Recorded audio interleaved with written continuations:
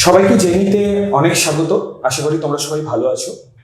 আমার নাম অনির্বাণ, তোমাদের বায়োলজি টিচার। আর আজকে আমি শুরু করব হিউম্যান ফিজিওলজি। তো এই হিউম্যান ফিজিওলজি মানে কি? মানে এই যে আমরা বেঁচে আছি, এই যে কথা বলছি তোমাদের সাথে, তোমরা শুনছো, দেখছো কিভাবে, শুনছো কিভাবে, আমি কথা বলছি কিভাবে, এবং আমরা বেঁচে থাকতে থাকতে আমাদের আমাদের এটা তো একটা যন্ত্র, আমাদের শরীরও একটা, সেই যন্ত্রটা কিভাবে কাজ করছে সেই নিয়ে আমাদের আজকের পড়াশোনা। তো হিউম্যান ফিজিওলজি এটা খুব বড়, একটা লেন্থি একটা ইউনিট এবং খুবই ইন্টারেস্টিং। তার সাথে সাথে তো আমি তোমাদের শুরু করব রেসপিরেটরি সিস্টেম দিয়ে। তাহলে আমরা শুরু করছি আজকে হিউম্যান ফিজিওলজি ক্লাস 11 বায়োলজি, এবং শুরু করছি রেসপিরেটরি সিস্টেম, মানে হচ্ছে আমরা নিঃশ্বাস প্রশ্বাস কেমন করে নিই। এই যে হিউম্যান ফিজিওলজিতে আমি তোমাদের পুরো হিউম্যান ফিজিওলজি পড়াবো, তার আগে শুরুর দু একটা কথা হিউম্যান ফিজিওলজি নিয়ে বলে নিই, তারপরে আমি শুরু করব রেসপিরেটরি সিস্টেম। হিউম্যান ফিজিওলজিতে একদম শুরুর দিকে তোমরা শুধু 11-এ উঠেছো, বা যদি কেউ পুরোনো কেউ রিপিটার্স কেউ বা 12-এ কেউ পড়ো, সে যদি দেখছো তাহলে তারা জানো, বা নতুন যারা ভর্তি হয়েছে তারা একটু বইটা উল্টিয়ে দেখবে যে শুরু হচ্ছে ডাইজেস্টিভ সিস্টেম দিয়ে হিউম্যান ফিজিওলজি। মানে আমরা খাচ্ছি কেমন করে, পরিপাক কেমন করে হচ্ছে, শোষণ কেমন করে হচ্ছে, সেই সব কিছু নিয়ে।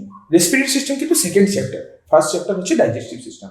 থার্ড চ্যাপ্টার আছে বডি ফ্লুইডস অ্যান্ড সার্কুলেশন, মানে আমাদের রক্ত লসিকা সেগুলো খাবার দাবারকে সব জায়গাতে পরিবহন কেমন করে নিয়ে যাচ্ছে, হার্ট বিট কেমন করে হচ্ছে, এই হার্ট সাউন্ড যেগুলো আমরা পাচ্ছি সেটা কেমন করে হচ্ছে, ইসিজি কেমন করে হচ্ছে, এই সব কিছু নিয়ে আছে বডি ফ্লুইডস অ্যান্ড সার্কুলেশন। আমাদের বিভিন্ন রক্তের কোষ যেগুলো আছে সেগুলো কি কি কাজ করছে না করছে সেগুলো নিয়েও ওই চ্যাপ্টারে কথাবার্তা বলা আছে। তারপরে যে চ্যাপ্টারটা আছে সেই চ্যাপ্টারটা হচ্ছে আমাদের এক্সক্রিটরি সিস্টেম, রেচন। কিডনি কেমন করে কাজ করছে, ইউরিনেশন মূত্র ত্যাগ আমরা কেমন করে করছি, ইউরিয়া বেরোচ্ছে না ইউরিক অ্যাসিড বেরোচ্ছে, নেফ্রন কেমন করে কাজ করছে, সেই যে ছোটবেলায় তোমরা পড়েছিলে হেনরির লুপ, ভাষার একটা, সেগুলো কেমন করে কাজ করছে, ডায়ালিসিস, এগুলো নিয়ে পরে আমরা তারপরের চ্যাপ্টারে কথা বলবো। এরপরের চ্যাপ্টারে আমরা কথা বলতো চলন বমন নিয়ে। আমরা হাঁটি চলি কিভাবে, আমাদের জয়েন্টস যেগুলো আছে সেই জয়েন্টস গুলো কিভাবে কাজ করছে, পেশি কিভাবে সংকুচিত হয়, রোগ কি কি আছে। হিউম্যান ফিজিওলজির আরেকটা জিনিস খুবই ইম্পর্টেন্ট, সেটা হচ্ছে এই যত হিউম্যান ফিজিওলজি লাস্টের দিকে দেখবে তোমরা যে রোগ আছে অনেক, এই রোগগুলোর থেকে নিটের বা অন্যান্য জায়গায় কম্পিটিটিভ এক্সামে এমনকি আমাদের এইচএসও প্রচুর কোশ্চেন পড়ে। তারপরে আছে স্নায়ু উদ্দীপনা পরিবহন। এই যে আমরা ভাবছি, আমি যে কথা বলছি ফ্র্যাঙ্কলি কথাটা বেরোচ্ছে মুখ দিয়ে, মাথার পিছনে মাথার ভিতরে কি কি জিনিসপত্র চলছে সেই সমস্ত ভাবনা চিন্তা। সাইন্যাপসে কেমন করে বুদ্ধি স্টোর থাকছে না, সাইন্যাপসটা কি কাজ করছে, নিউরন কি কাজ করছে, কোথায় ব্রেনের কোন পার্টটা কি কাজকর্ম করে, এই সব কিছু নিয়ে আছে আমাদের এর পরের চ্যাপ্টার। এবং লাস্ট চ্যাপ্টার হিউম্যান ফিজিওলজি 12-এর, সেটা হচ্ছে হরমোন। হরমোন কেমন করে কাজ করছে, কোষগুলো কিভাবে একে অপরের সাথে কথাবার্তা বলছে।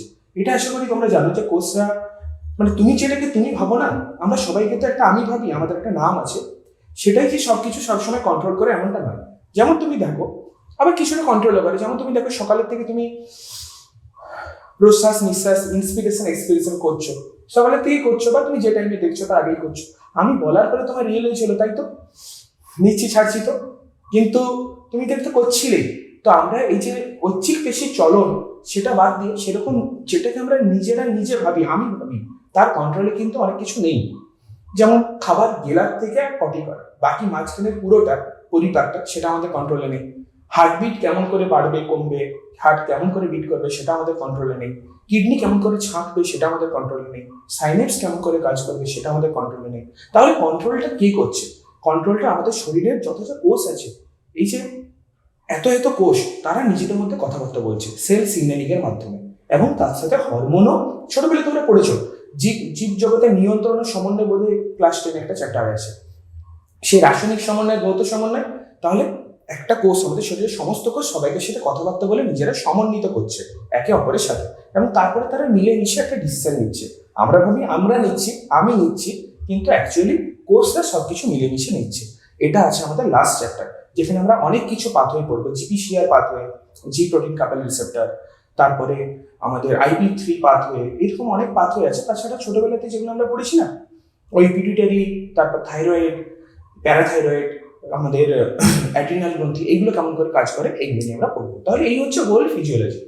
ডাইজেস্টিভ সিস্টেম পড়তে গেলে একটু মলিকুলার বায়োলজি, একটু বায়োকেমিস্ট্রি যেটাকে আমরা একদম ওই প্রোটিন, কার্বোহাইড্রেট, ফ্যাট ওগুলো নিয়ে একটু আলোচনা চাই। তো সেটা করার পর তারপরে ডাইজেস্টিভ সিস্টেম শুরু হবে। আমি আপাতত আমাদের রেসপিরেটরি সিস্টেম শুরু করছি। কেমন করে আমরা নিচ্ছি, হাত কেমন করে ছাড়ছি। তাহলে এই যে নেওয়া ছাড়া নিঃশ্বাস প্রশ্বাস বা প্রশ্বাস নিঃশ্বাস, ইন্সপিরেশন এবং এক্সপিরেশন, এটা অ্যাকচুয়ালি কিসের জন্য দরকার?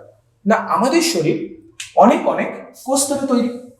তাহলে আমাদের শরীরে যে অনেক অনেক কোষ আছে, ইউক্যারিওটিক কোষ আমি বললাম, মাঝে নিউক্লিয়াস আছে। তো এই কোষটা, এই যে আমরা এত কথাবার্তা বলছি, গল্প করছি, এত এত কাজকর্ম করছি, এই কাজকর্ম করতে গেলে কি দরকার? কাজকর্ম করতে গেলে দরকার শক্তি, এনার্জি। তাহলে এই শক্তি বা এনার্জি আসবে কোথা থেকে? শক্তি বা এনার্জির অন্যতম মেইন সোর্স হচ্ছে খাবারকে পোড়ানো। তাহলে খাবারকে পোড়াতে হবে, তার জন্য খেতে হবে, যেটা ডাইজেস্টিভ সিস্টেমে আছে। তাহলে আমরা খাই বিশাল বড় বড় পলিমারকে আমরা খাই, বিশাল বড় বড় চেন, সেগুলোকে ছোট ছোট মনোমারে কনভার্ট করে এই কোষের মধ্যে ঢোকানো হয়, যেটাকে তোমরা জানো আত্তীকরণ বলে। তাহলে অ্যাকচুয়ালি এটা হচ্ছে একটা খাবার, যে খাবারটাকে কোষের মধ্যে ঢোকানো হচ্ছে। আমি খাবারটাকে একটু চেঞ্জ করে দিলাম। খাবারটাকে চেঞ্জ করে কি করলাম? খাবারটাকে চেঞ্জ করে একটা আমি মোমবাতি করে দিলাম। তাহলে এটা ধরো একটা মোমবাতি, মানে অ্যাকচুয়ালি খাবার, তাই তো? এবারে এই মোমবাতিটাকে যদি আমি পোড়ালে পরে শক্তি পাবো, কিন্তু পোড়াতে গেলে তো একজনকে লাগবেই। কাকে লাগবে? নিচে কমেন্টে জানাও কাকে লাগবে। এটা আগুন লাগাতে গেলে কাকে লাগবে? অবশ্যই অক্সিজেন। এবং যখন আমরা আগুনটা লাগাবো, তার ফলে আমরা শক্তি পাবো, এটিপির মতন শক্তি আমরা পাবো। এবং যে কোনো জিনিসে আগুন লাগালে কি তৈরি হবে? ধোঁয়া, স্বাভাবিক ব্যাপার। এখান থেকে ধোঁয়া তৈরি হবে, CO2, যেটা আমরা ধোঁয়া বলি। তার সাথে আরো একটা জিনিস তৈরি হবে, সেটা হচ্ছে কিছু রেচন পদার্থ, ছাই।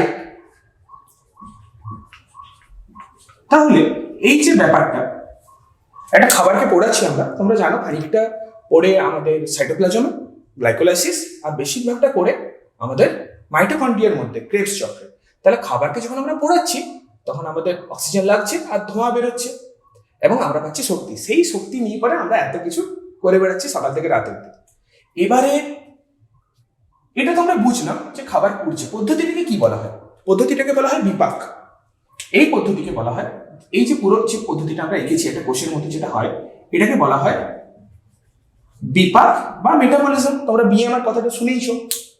এবারে একটা কোষ, সে তো আছে আমাদের শরীরের মধ্যে, সে অক্সিজেন কোথা থেকে পাবে? আমরা কি বাতাসের থেকে, স্কিন আমাদের কি অক্সিজেন অ্যাবজর্ব করে নেবে? এই অক্সিজেন অ্যাবজর্পশনের এইভাবে পরিবেশ থেকে অক্সিজেন জোগাড় করে নেওয়ার পদ্ধতিও আছে। একেবারে আদি কোষরা এরকমই করতো, পরিবেশ থেকে সরাসরি অক্সিজেন নিয়ে নিত। কিন্তু আমরা তো একটা বহুকোষী পৃথিবীর সব থেকে উন্নত প্রাণী বলি আমরা নিজেদেরকে। আমরা কি পরিবেশ থেকে এই অক্সিজেন কিভাবে আস্তে আস্তে অ্যাবজর্ব হবে এই পদ্ধতিতে ছেড়ে দেবো? তাহলে প্রত্যেক কোষের মধ্যে অক্সিজেন পৌঁছানো এবং CO2কে বাইরে বের করানো, এইটা যে পদ্ধতির মাধ্যমে হয় তাকে বলা হয় রেসপিরেটরি সিস্টেম। তাহলে আমরা একটু পেছনের দিকে যাব। বায়োলজিতে কোশ্চেন করতে হবে তোমাদেরকে, যে কেন হচ্ছে এই এত কিছু, কেন এই যে লাংসটা আছে আমাদের মধ্যে, জন্মের পরের থেকে যেটা এক্সপেন্ড করে গেছিল, জন্মের আগে তার মধ্যে অনেক ফ্লুইড জমা ছিল, জন্মের পরের থেকে সেটা কাজ করছে, মৃত্যু অব্দি কাজ করবে আমাদের ফুসফুস। সেটা কি এমনি এমনি হঠাৎ করে হয়ে গেল? মাছের তো গিল আছে, ফুলকা আছে শ্বাস প্রশ্বাস নেওয়ার জন্য, আমাদের ফুসফুসটা এলো কোথা থেকে? এই সব কিছুকে যদি তোমরা কোশ্চেন করো না, কুকুরের লেজ কেন বাঁকা হয় কোশ্চেন করলে, যে হাসুক সবাই, কোশ্চেনটা না করলে কিন্তু বায়োলজি শেখা যাবে না। এই প্রসঙ্গে বলি যে কোনো জিনিসের হঠাৎ করে আমরা O2 CO2 কথাবার্তা বলছি, এবং সেই O2 CO2 কেউ কিভাবে নেয়? একটা মাছ O2 CO2 নেয় তার ফুলকার দ্বারা, তার এই যে কানকর তলায় ফুলকা আছে। তাহলে হঠাৎ করে আমাদের মধ্যে একটা খুব সুন্দর রেসপিরেটরি সিস্টেম যে গ্রো করলো, সেইটা করলো কিভাবে?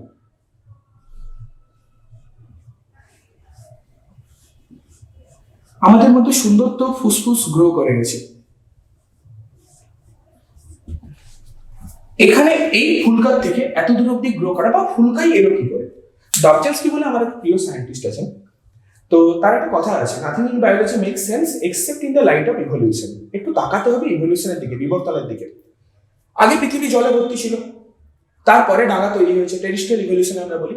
যখন ডাঙা তৈরি হলো, ডাঙাতে প্রচুর খাবার দাবার, তাহলে আগে পুরো সমুদ্র, তারপরে পরবর্তীকালে ডাঙা তৈরি হলো, ডাঙাতে প্রচুর খাবার দাবার, তাহলে জলের মাছরা কিছু কিছু ডাঙাতে খাওয়া দাওয়ার জন্য উঠতে শুরু করলো, বা তারা বিভিন্ন রিসোর্স ইউটিলাইজেশনের জন্য উঠতে শুরু করলো। তাহলে ফুলকা নিয়ে চলবে কি করে? মাছরা আমরা জানি চ্যাং মাছ, তারপরে মাগুর মাছ, এদের মধ্যে অতিরিক্ত শ্বাসযন্ত্র তৈরি হয়েছে কম অক্সিজেনযুক্ত জলে থাকার জন্য। আবার এক ধরনের মাছ আছে যাদেরকে বলা হয় লাং ফিশ, তাদের ক্ষেত্রে পুরো লাংসই তৈরি হয়ে গেল। কোথা থেকে তৈরি হলো?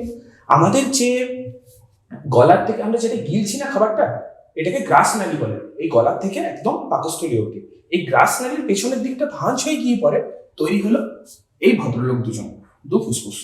তাহলে এটা কোথা থেকে শুরু হলো? গল্পটা শুরু হলো জলের থেকে ডাঙায় ওঠার গল্প, অ্যাকচুয়ালি এই ফুসফুস তৈরির ব্যাপারটা। তাহলে এর পেছনের দিকে আছে আমাদের গ্রাস নালীটা, এরকম ভাবে। পেছন সামনে বলাটা উচিত নয় অতটা, যে যেদিক থেকে দেখছে। তবুও আমরা সামনের দিক থেকে দেখলে প্রথমে আমরা শ্বাসনালীটাকে পাবো, তারপর আমরা গ্রাস নালীটাকে পাবো। তো ইভলিউশনের দিক দিয়ে দেখলে গ্রাস নালীর থেকে পকেট তৈরি হওয়ার মাধ্যমে এই পুরো ফুসফুসটা তৈরি হয়েছে। এবং এই ফুসফুসের আমরা দেখবো যে পুরো আমাদের যে রেসপিরেটরি সিস্টেম, আমরা যেহেতু হিউম্যান ফিজিওলজি পড়ছি, চাই না আমরা মাছ কেমন করে রেসপিরেশন করে, মাকড়সা তার বুক লাগের মাধ্যমে রেসপিরেশন করে, বুক গিলের মাধ্যমে রেসপিরেশন করে, কেঁচো একভাবে রেসপিরেশন করে, আমাদের আরশোলা ট্রাকিয়ার মাধ্যমে রেসপিরেশন করে, এগুলো নিয়ে আমরা কথা বলতেই পারি। কিন্তু আমরা তো হিউম্যান ফিজিওলজি পড়ছি, যখন আমরা অ্যানিমেল কিংডম পড়বো না, তখন আমরা এগুলো নিয়ে কথাবার্তা বলবো। তাহলে আপাতত আমরা কিভাবে নিঃশ্বাস প্রশ্বাস নিচ্ছি, কিভাবে কাজকর্ম করছি, তাতে কনসেন্ট্রেট করবো। সুতরাং আমাদের নেক্সট টপিক হবে, আমরা প্রথমে আলোচনা করলাম কি এতক্ষণ ধরে, যে কিসের জন্য রেসপিরেটরি সিস্টেমটা দরকার এবং সেটা এসেছে কোথা থেকে, মাছের থেকে না কোথা থেকে, কিভাবে এসেছে। নেক্সট আমরা কনসেন্ট্রেট করবো আমাদের রেসপিরেটরি সিস্টেমে এই যে নাক দিয়ে আমরা নিচ্ছি প্রশ্বাস নিচ্ছি, রেসপিরেশন, ইন্সপিরেশন, ছাড়ছি এক্সপিরেশন। এই ইন্সপিরেশন এক্সপিরেশনটা করতে আমাদের কি কি জিনিসপত্র আছে বডির মধ্যে, সেইগুলো নিয়ে পরে আমরা কথাবার্তা বলবো। জার্নি শুরু হবে বহির্নাসযন্ত্র থেকে, শেষ হবে অ্যালভিওলাই গিয়ে পড়ে। এটা হচ্ছে আমাদের এবারে নেক্সট টপিক, ঠিক আছে?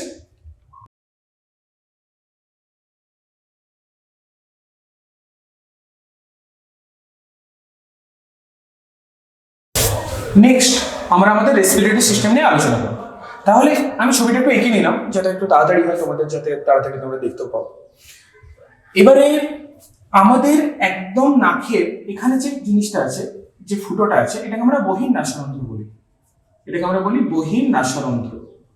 তারপরে এই যে জায়গাটা, এটা হচ্ছে নাসা গহ্বর, এবং এই জায়গাতে আমরা কথাবার্তা বলি অন্তর্নাসরন্ধ্র।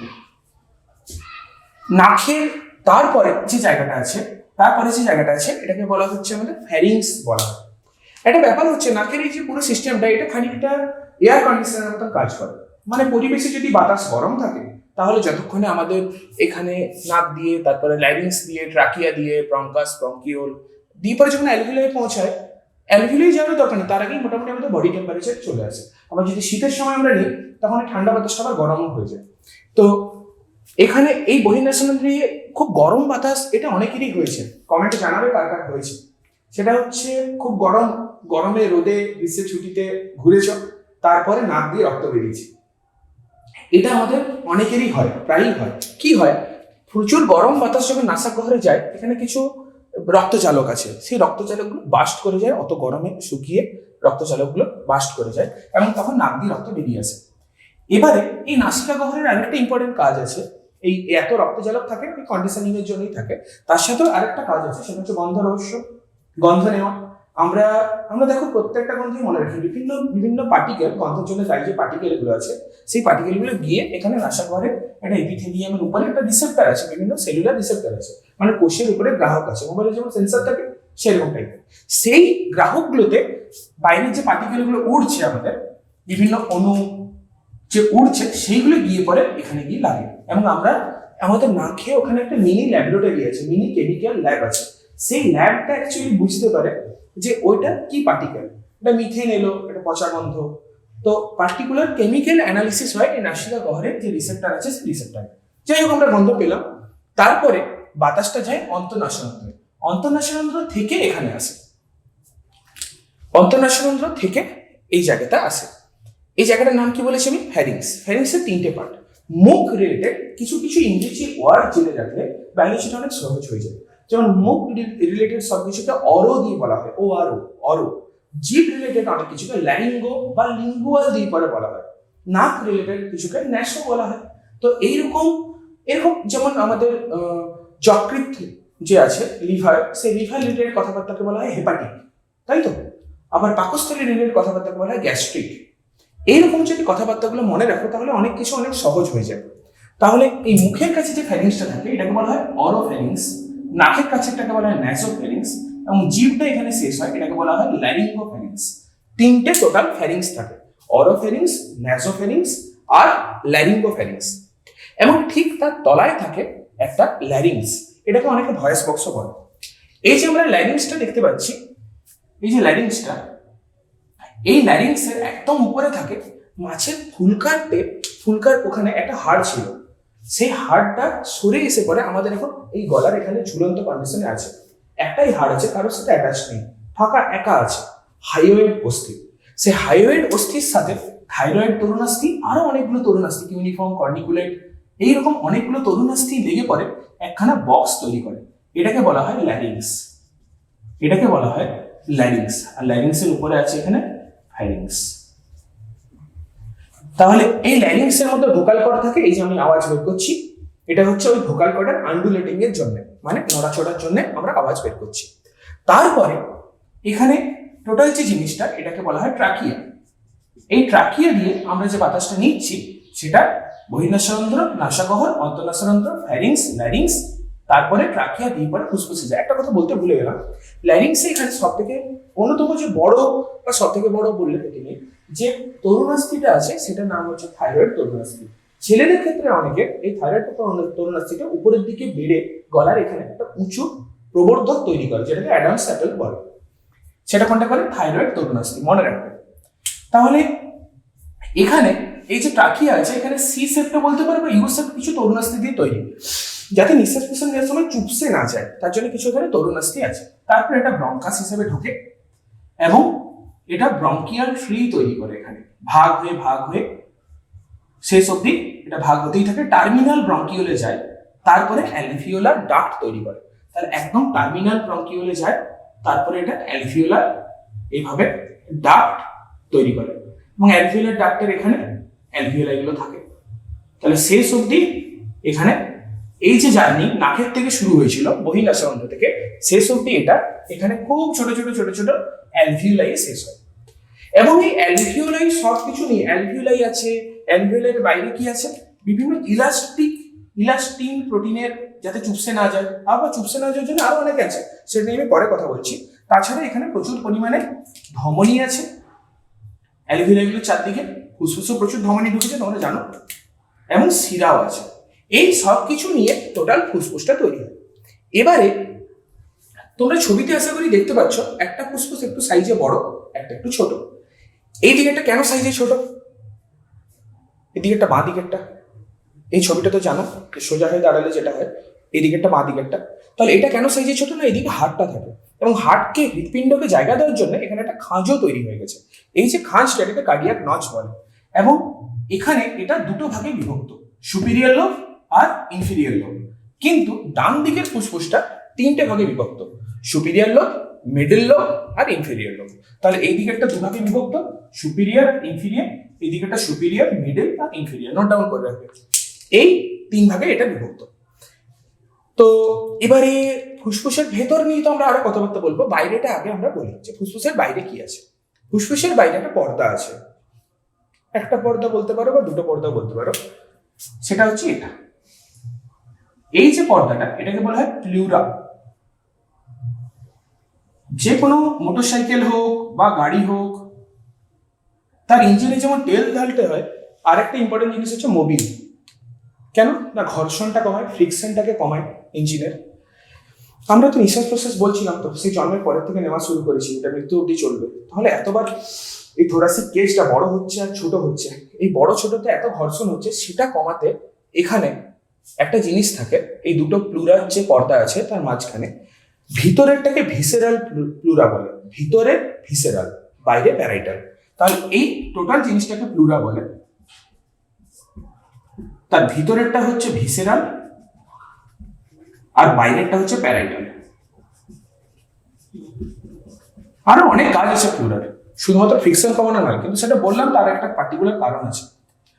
তাহলে প্লুরার মাঝখানে আছে প্লুরাল ফ্লুইড, যেটা অ্যাকচুয়ালি কি করে, ফ্রিকশন কমায়, মেকানিক্যাল সাপোর্ট দেয়, ফুসফুসকে আবৃত করে রাখে, প্রোটেকশন দেয়, অনেক কাজ আছে। কিন্তু বারবার ফ্রিকশনের কথাটা এই জন্য বলছি, নিট দিতে গেলে বা নার্সিং এর জন্য বা প্যারামেডিক্যালের জন্য তোমাদেরকে এনসিটি পড়তেই হবে। এনসিটিতে এত কিছু কাজ বলেনি ভাই, এনসিটিতে শুধু বলেছে ফ্রিকশন কমায়। তার জন্য আমি অনেক কাজ থাকা সত্ত্বেও বারবার এটার উপরেই জোর দিচ্ছি যে প্লুরাল ফ্লুইডের এটার কাজ হচ্ছে ফ্রিকশনকে কমানো, ঘর্ষণকে কমানো। ঠিক আছে, এরপরে আমরা এর ভেতরে যে অ্যালভিওলাই গুলো আছে সেইগুলো নিয়ে পরে আমরা নেক্সট কথাবার্তা বলবো। এই অ্যালভিওলাই গুলো এবং এই অ্যালভিওলাই এর মধ্যে কি কি আছে সেইগুলো নিয়ে পরে আমরা নেক্সট কথাবার্তা বলবো। যেখানে অ্যাকচুয়ালি কি হচ্ছে, যেখানে অ্যাকচুয়ালি অ্যালভিওলাই থেকে আমাদের O2 আসছে রক্তে এবং CO2 যাচ্ছে, সেটা জিতে কে কে ইনভলভ সেটা নিয়ে পরে আমাদের নেক্সট কথাবার্তা।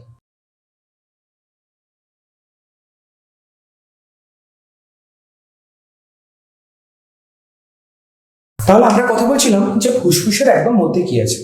আলোচনা হলো বহির্নাসরন্ধ্র, নাসাগহ্বর, অন্তঃনাসরন্ধ্র, ফ্যারিংস, ল্যারিংস, ট্রাকিয়া, সেটা কিভাবে ভাগ হচ্ছে, কি কি লোব আছে, প্লুরা, সেটা কেমন আবার ফ্রিকশনকে কমাচ্ছে প্লুরা, এবং শেষ অবধি আমরা গেলাম অ্যালভিওলাই।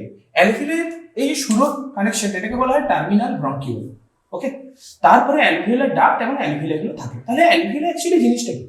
অ্যালভিওলাই হচ্ছে একটা পর্দা, মেনলি এপিথেলিয়াম, তার গায়ে কিছু কোষ আছে, এটাকে নিউমেটিক সেল বলে বা টাইপ 1 সেল। তাহলে বেশিরভাগ 95% যে সেলগুলো আছে সেটা হচ্ছে টাইপ 1 সেল, যার কাজ কি, এই যে টাইপ 1 সেলগুলো যেগুলো আমাদের লাংসের মধ্যে আছে, সেইগুলোর কাজ হচ্ছে O2 CO2 কে ট্রান্সপোর্ট করা। ট্রান্সপোর্ট করা বললে একটু ভুল হয়, এখানে মেনলি আদান প্রদানটা হয় আর কি, পরিবহনটা। তারপরে এই অ্যালভিওলাইয়ের বাইরের দিকে কিছু রক্তচালক আছে, যেটা আমি এখানে তোমাদেরকে একটু আগে এঁকে দেখালাম। এই রক্তচালকগুলোতে আদান প্রদানটা হয়, রক্তচালকগুলোতে পরিবহনটা হয়। এই জায়গাতে যে টাইপ 1 সেলগুলো আছে তারা এই রক্তচালক যেগুলো আছে, যে রক্তচালকগুলো আছে তার সাথে O2 CO2 কে আদান প্রদান করে। তার মানে এখানে অ্যাকচুয়ালি অক্সিজেন এখানে এসে ঢোকে এবং সেই যে আমরা খাবার পুড়িয়ে যে ধোঁয়াটা বের করেছি সেই ধোঁয়াটা এখানে যায়, দিয়ে এটা এদিক দিয়ে যায়, আর অক্সিজেন আমরা তো প্রশ্বাস নিচ্ছি, ইন্সপিরেশন করছি। তাহলে এই O2 CO2 আদান প্রদান এটার জন্য দায়ী হচ্ছে এখানে টাইপ 1 সেল। এখানে টাইপ 1 যে নিউমেটিক সেলটা আছে তারা এটার জন্য দায়ী। এবং এই টাইপ 1 সেলের মাঝে মাঝে অল্প পরিমাণে কিছু স্পেশালাইজড সেল আছে টাইপ 1 এর পাশাপাশি, যেগুলোকে আমরা টাইপ 2 নিউমেটিক সেল বলি বা টাইপ 2 সেল বলি। এইগুলো সারফেস টেনশন সব জায়গাতে একটা খুব গুরুত্বপূর্ণ তার ভূমিকা আছে, একটা গুরুত্বপূর্ণ রোল, একটা ইম্পর্টেন্ট রোল সে প্লে করে। এখানে যদি প্রপার সারফেস টেনশন মেনটেন না করা হয়, যেটা করোনার ক্ষেত্রে হচ্ছে, এখানে যদি প্রপার সারফেস টেনশন মেনটেন না করা হয়, এই পুরো অ্যালভিওলাই সব চুপসে যাবে।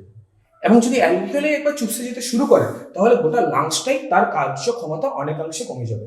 তাহলে একটা খুব ইম্পর্টেন্ট কাজ হচ্ছে অ্যালভিওলাইকে বেলুনের মতন ফুলিয়ে রাখা। এই ফুলিয়ে রাখতে দুজন খুব ইম্পর্টেন্ট রোল প্লে করে, এক অ্যালভিওলাইয়ের উপরে থাকা কিছু ইলাস্টিক ফাইবার, এবং দুই হচ্ছে এই টাইপ 2 সেল থেকে খরিত একটা জিনিস।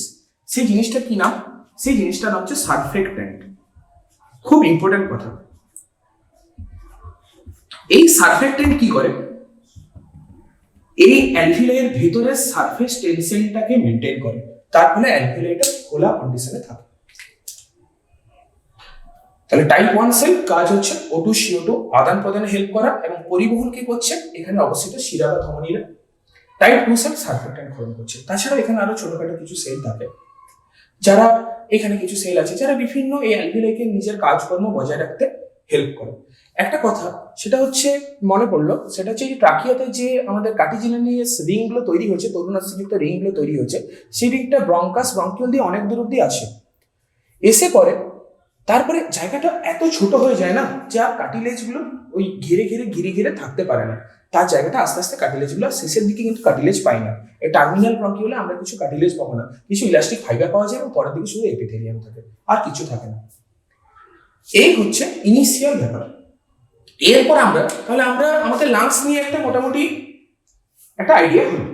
এরপরে আমরা আরো একটু গভীরে যাবো যে লাংসটাকে আমরা যে প্রশ্বাস নিঃশ্বাসটা নিচ্ছি সেটা কি আমরা নাক দিয়ে নিচ্ছি না কিভাবে নিচ্ছি। আমাদের একটা আইডিয়া থাকে যে নাক দিয়ে, আমরা সবসময় কথাতেও বলি যে আমরা নাক দিয়ে প্রশ্বাস নিচ্ছি বা ছাড়ছি। ব্যাপারটা অ্যাকচুয়ালি নাক এই বহির্নাসিকার কাজটা করছে না। কিন্তু তুমি মনে করো হাতে ফেভিকুইক নিলে, দিয়ে একটা বেলুনকে ধরলে, তারপরে তুমি দুটো হাত দিয়ে বেলুনটাকে খুব চওড়া করে টানছো, তখন বেলুনের যে ফুটো রয়েছে সেটা দিয়ে বাতাস ঢুকবে। আবার যদি বন্ধ করে দাও তখন বাতাসটা বেরিয়ে যাবে। ঠিক একই রকম কাজটা করছে আমাদের এখানে যে হাড়টা আছে না, মেন যে হাড়টা এখানে লম্বা লম্বি, এটাকে স্টারনাম বলে। এবং এই পিঠের দিক থেকে পাঁজরগুলো এসে পরে স্টারনামে যুক্ত হচ্ছে। এই পাঁজরগুলোকে কস্টা বা রিবস বলা হয়। তাহলে দুটো পাঁজরের মাঝে যে পেশিগুলো আছে সেগুলোকে বলা হয় ইন্টারকস্টাল মাসল। পাঁজরের মাঝখানে যে পেশিগুলো আছে সেগুলোকে বলা হয় ইন্টারকস্টাল মাসল। এগুলোকে বলা হয় অন্তঃপঞ্জরাস্থি পেশিসমূহ। এবং আমাদের তলাতে, ঠিক লাংসের তলাতে একটা খুব বড় সড়ো পেশিযুক্ত একটা পর্দা আছে। যে পর্দাটাকে কি বলা হয়? যে পর্দাটাকে বলা হয় এটা হচ্ছে ডায়াফ্রাম। এটা তোমরা আগে শুনেছো, এটা হচ্ছে ডায়াফ্রাম। তাহলে ইন্টারকস্টাল মাসেল এবং আমাদের ডায়াফ্রাম, এরা ওই যে আমি একটু আগে বললাম যে দুটো হাত দিয়ে তুমি যদি একটা বেলুনকে চওড়া করে দাও তাহলে বাতাসটা ঢুকবে। ডায়াফ্রাম, তলার দিকে ডায়াফ্রাম এবং ইন্টারকস্টাল মাসেল অন্তঃপঞ্জরাস্থি পেশিসমূহ, যারা আবার দু রকমের হয়, এক্সটেরিয়র আর ইন্টেরিয়র, বহির আর অন্ত। ইংলিশে লেখা হয়ে গেল, আমি বাংলাতে একটু মেনটেন করার চেষ্টা করছিলাম। তো এই অন্তঃপঞ্জরাস্থি পেশি এবং ডায়াফ্রাম, এরা এই থোরাসিক এই যে রিব কেজটা আছে এটাকে টেনে বড় করে, তখন নাক দিয়ে বাতাসটা ঢোকে। আর যখন সংকুচিত করে দেয়, ডায়াফ্রাম যখন উপরের দিকে উঠে আসে এবং এক্সটেরিয়র ইন্টারকস্টাল মাসলগুলো যখন রিল্যাক্স করে যায় তখন বাতাসটা প্রসেস হিসেবে বাইরে বেরিয়ে যায়। তাহলে কোন কোন পেশি? স্কেলেনি, স্টার্নোক্লেইডো, ম্যাস্টয়েড, এরকম আরো অনেক ছোটখাটো পেশি আছে যারা বিভিন্ন দিক দিয়ে এটাকে সাপোর্ট করছে। কিন্তু মেন মাসেল হচ্ছে দুটো, এক ডায়াফ্রাম এবং দুই হচ্ছে ইন্টারকস্টাল মাসেল, যারা দু ধরনের হয়। এই যে কস্টা বা মাসেলগুলো আছে মনে করো এটা স্টার্নাম, এখানে পাঁজরগুলো এসে পরে এর সাথে যুক্ত হচ্ছে। প্রথম 7টা পাঁজর এসে পরে সরাসরি স্টার্নামে যুক্ত হয়, এগুলোকে ট্রু রিবস বলা হয়। তারপরে 3 জোড়া আছে যেগুলোকে বলা হয় ফলস রিব, যারা এই 7 নম্বরটার সাথে যুক্ত হয়। আমাদের টোটাল রিবস বা পাঁজর কতগুলো? 12 জোড়া। তার 7 জোড়া সরাসরি এখানে যুক্ত হয়, 3 জোড়া এই লাস্টের 7 নম্বরটার সাথে যুক্ত হয়, আর 2 জোড়া ফ্লোটিং কন্ডিশনে থাকে। ট্রু রিবস যারা সরাসরি স্টার্নামে যুক্ত হয়, যারা 7 নম্বরের সাথে যে 3 জোড়া যুক্ত হয় সেগুলোকে বলা হয় ফলস রিব, এবং বাকি 2 জোড়া যারা যুক্তই হয় না, এই সাইডে আছে ফ্লোটিং কন্ডিশনে, সেগুলোকে বলা হয় ফ্লোটিং রিবস। তাহলে এই রিবস গুলোর মাঝে মাঝে থাকে ইন্টারকস্টাল মাসেল, বাইরের দিকে থাকে এক্সটেরিয়র ইন্টারকস্টাল মাসেল, এবং ভেতরের দিকে কি করে দেখাবো, ভেতরের দিকে থাকে ইন্টেরিয়র ইন্টারকস্টাল মাসেল। তাহলে ডায়াফ্রাম 1 এবং ইন্টারকস্টাল মাসেল 2, মেনলি এই দুজন কি করে গোটা লাংসটাকে বাইরে টেনে চড়া করে, যার ফলে বাতাস ভিতরে ঢোকে, এবং যখন সংকুচিত করে দেয়, যখন এটাকে কন্ট্রাক্ট করে দেয় ভেতরের দিকে, তখন বাতাসটা বাইরে বেরিয়ে যায়। এইভাবে আমরা নিঃশ্বাস প্রশ্বাস নিই। এবং যখন ডায়াফ্রাম নিচের দিকে নামে এবং এক্সটেরিয়র ইন্টারকস্টাল মাসেল কন্ট্রাক্ট হয়, তখনই থোরাসিক কেজটা বড় হয়ে যায়। বাতাস বহির্নাসরন্ধ্র, নাসাগহ্বর, সেখান থেকে অন্তঃনাসরন্ধ্র, ফ্যারিংস, ল্যারিংস, ট্রাকিয়া হয়ে ব্রঙ্কাস, ব্রঙ্কিও হয়ে শেষ অবধি অ্যালভিওলে পৌঁছায়, এবং অক্সিজেনকে একজন ধরে টেনে নিয়ে নেয়। কে টেনে নিয়ে নেয়? হিমোগ্লোবিন অক্সিজেনটাকে পুরোপুরি নিয়ে নেয়। বেশিরভাগ অক্সিজেন 97% অক্সিজেন হিমোগ্লোবিনের মাধ্যমে পরিবাহিত হয় বা আরবিসির মাধ্যমে পরিবাহিত হয়। CO2 দিক দিয়ে দেখলে কিন্তু সেটা কিন্তু ওইভাবে পুরোটা হিমোগ্লোবিনের থ্রু দিয়ে, এটা যেমন 97% অক্সিজেন হিমোগ্লোবিনের থ্রু দিয়ে পরিবাহিত হয়, CO2 দিক দিয়ে অতটা কিন্তু হয় না। 22 to 25% ডিরেক্টলি হিমোগ্লোবিন দ্বারা হয়। হিমোগ্লোবিন হেল্প করে 70% কে, যেটা আমাদের CO2 ট্রান্সপোর্টে, কিন্তু সেটা আমরা পরের দিন পড়বো, একদিনে অতটা করা ভালো না। আপাতত আমরা এখানে এসে থামলাম যে আমরা নিঃশ্বাস প্রশ্বাসটা নিচ্ছি কেমন করে, কোন কোন পেশি সেখানে কাজ করছে, কোন কোন ফুসফুসের কি কি পার্ট সেখানে কাজ করছে, বাতাস কোন দিক দিয়ে যাচ্ছে, এবং এই ফুসফুসটা হঠাৎ করে এলো কি করে, মাছ কেমন করে ডাকাতে উঠলো, ফুসফুস এলো কেমন করে, বিভিন্ন প্রাণীরা কেমন করে নিঃশ্বাস প্রশ্বাস নেয়।